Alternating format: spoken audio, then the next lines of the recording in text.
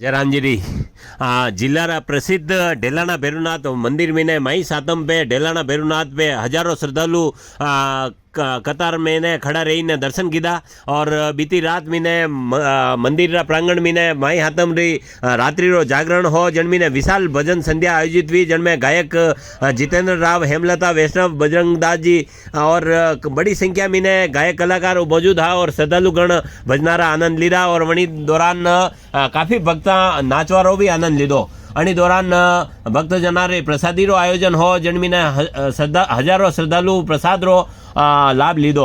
और श्रद्धालु मंदिर निर्माण लिए श्रद्धा अनुसार सहयोग राशि भी भेंट की दी। यह खबर भैरूलाल जी कुमावत और माधु सिंह जी अपने लिए भेजी।